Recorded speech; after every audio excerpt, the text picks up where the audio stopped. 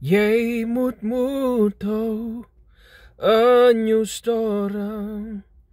Hoef nie te vrees en moenie twyfel, want in tye van benoudheid is hy daar om jou te red.